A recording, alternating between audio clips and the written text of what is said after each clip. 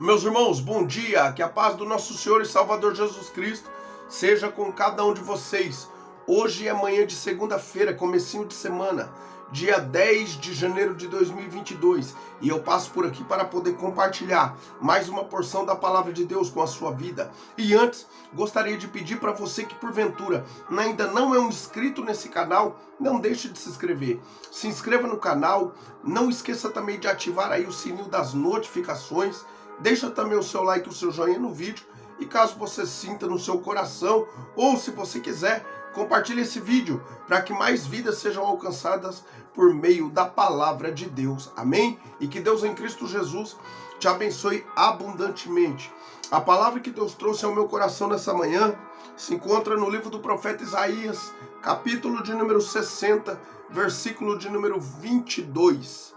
Livro do profeta Isaías, capítulo de número 60, versículo 22, último versículo, vai dizer assim a palavra de Deus: o mais pequenino se tornará 1000, o menor será uma nação poderosa.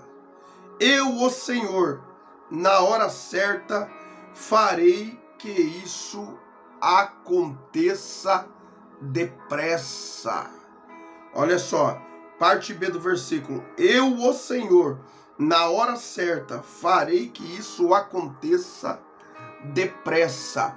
Aleluia! Até aqui louvado seja o nome santo do Senhor pela sua santa e poderosa palavra. Nesse contexto do capítulo de número 60, nos primeiros 4 versículos, é o profeta Isaías falando.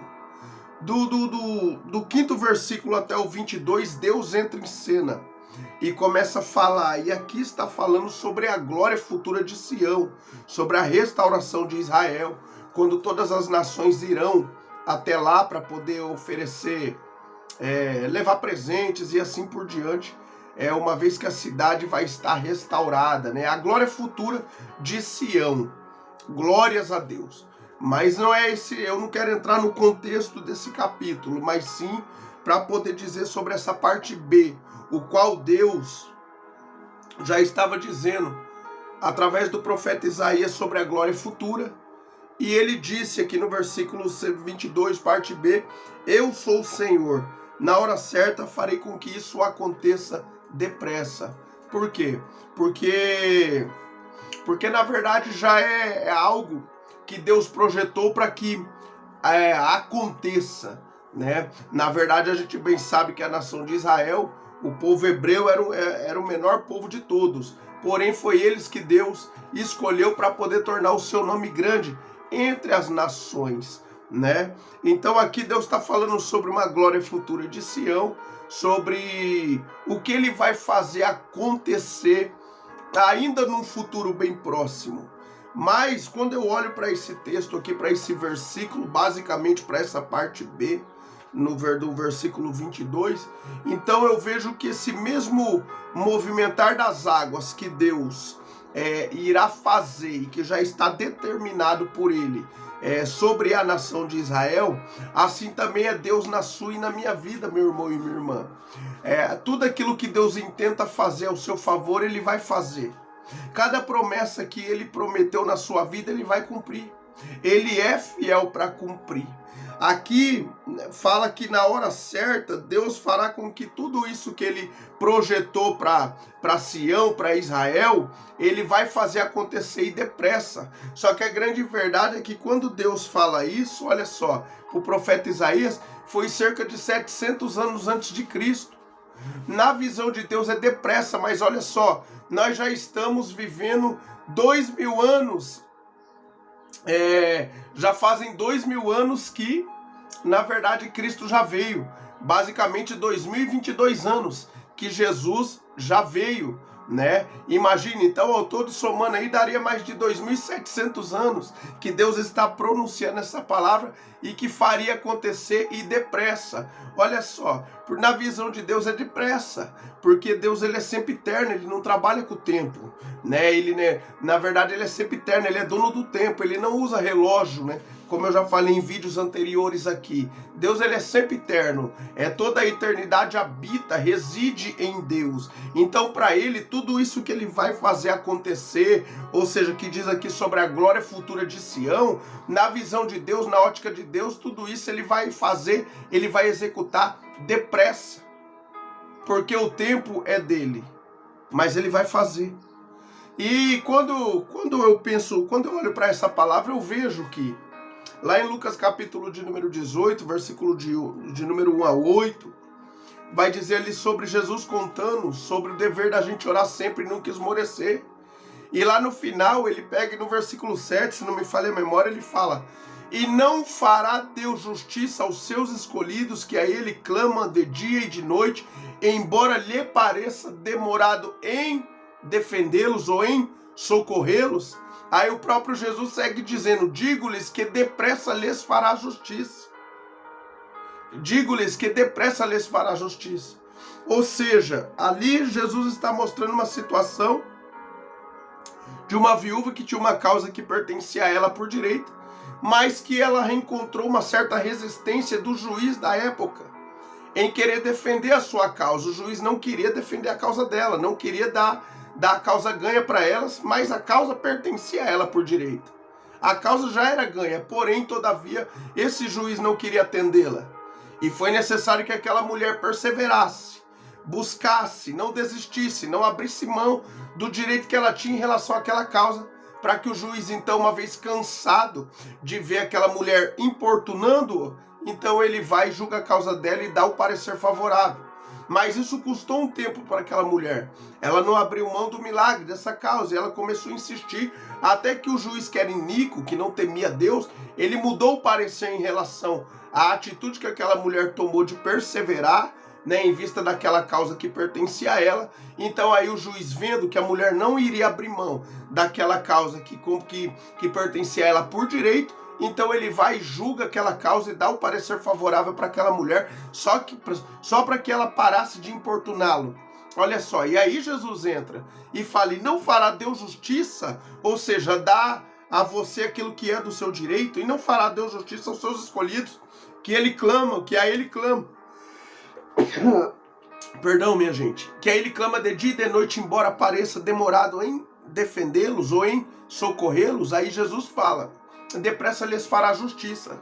Mas depressa na ótica de Deus, porque na nossa ótica, nós que somos muitas vezes imediatistas, queremos tudo para ontem, queremos tudo para já. Na ótica de Deus, meu irmão e minha irmã, embora você não esteja aparentemente por meio dessa prova, desse problema que você está enfrentando, por meio desta dificuldade que você tem enfrentado, você não consiga perceber que, muitas vezes por meio desses contratempos, você não consegue perceber que Deus está movimentando já as águas ao teu favor. Porque de repente você olha para o quadro que você está vivenciando e você não consegue ver uma mudança, você não consegue ver um diagnóstico favorável. E isso leva você a pensar que Deus ele não está agindo, que ele não está trabalhando ao seu favor, embora você tenha orado, embora você tenha clamado, embora você tenha buscado a Deus para que ele possa solucionar esse problema que você está enfrentando. Mas a grande verdade é que Deus já marcou o momento certo para poder agir ao seu favor. A bem da verdade é que o tempo de Deus movimentar as águas é dele. Para nós que somos imediatistas, parece que Deus está tardando, parece que Deus está demorando, parece que Deus está alheio ao sofrimento que você está enfrentando, ao sofrimento que eu estou enfrentando.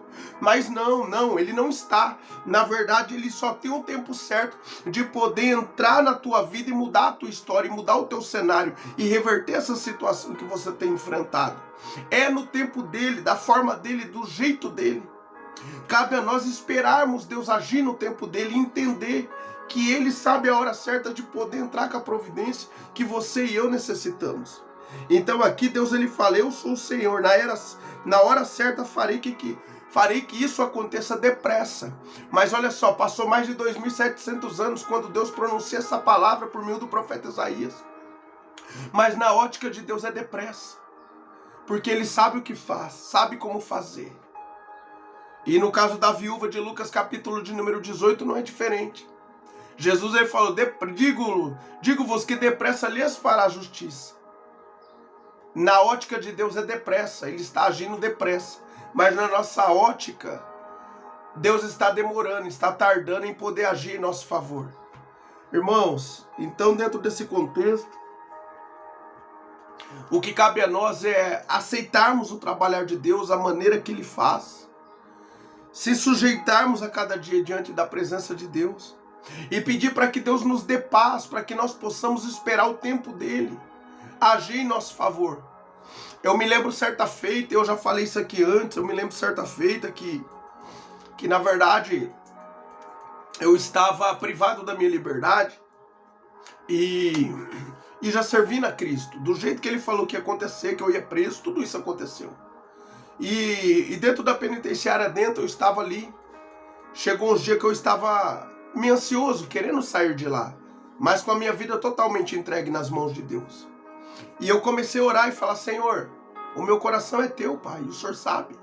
Abre as portas para que eu possa ir para a rua, voltar para minha casa, voltar para Maringá, não estava na minha cidade, para me fazer a tua obra. O Senhor conhece o meu coração e sabe que ele é teu, Pai. O Senhor sabe que eu não vou me afastar de ti quando eu chegar na rua. E aí o Senhor ministrou no meu coração que não era a hora ainda. E naqueles dias eu estava ansioso, queria ir embora. Daí Deus falou, não é a hora ainda. Quando Ele falou, não é a hora ainda, eu falei, entendi, Senhor. Aí eu peguei no pensamento orando a Deus, falei, Senhor, então me dê paz, Pai. Me dê paz para que eu possa esperar o tempo do Senhor, para que as portas se abram na minha vida, Senhor. Me dê paz e força para mim vencer esse momento aqui dentro, até que quando chegar o teu tempo, essas portas venham se abrir. E dali então em diante, Deus ele me deu paz, me deu ânimo, força, para que eu pudesse então superar aquele momento de dificuldade que eu estava enfrentando, até o momento oportuno que Ele já tinha determinado para poder abrir a porta para mim poder ir voltar para minha cidade. E aí eu vivi em paz até o momento que Deus então Ele abrisse aquela porta para mim voltar. E é uma experiência que eu tive. Então, meu irmão, peça paz para Deus. O momento está difícil, mas ainda que a gente chora, gema, ainda que a gente geme, ainda que a gente se desespere, o parecer de Deus não vai mudar. O parecer de Deus não vai mudar. Ele já tem um tempo determinado para poder agir ao seu favor. Muitas vezes Deus prova também as nossas fé. Muitas vezes Deus prova também a nossa fé.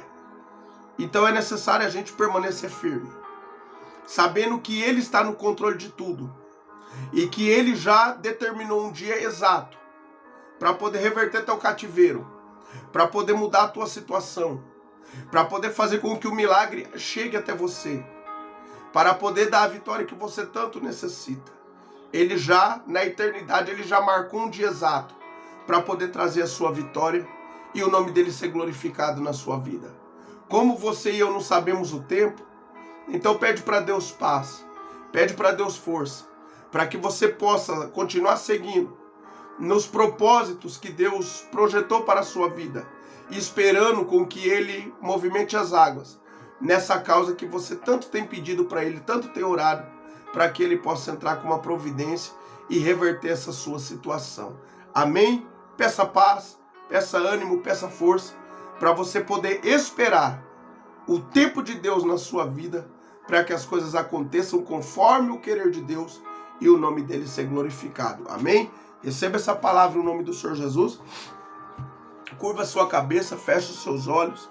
Quero orar pela sua vida nessa manhã. Saiba de uma coisa, as coisas muitas vezes podem sair do nosso controle, mas nunca vai sair do controle de Deus.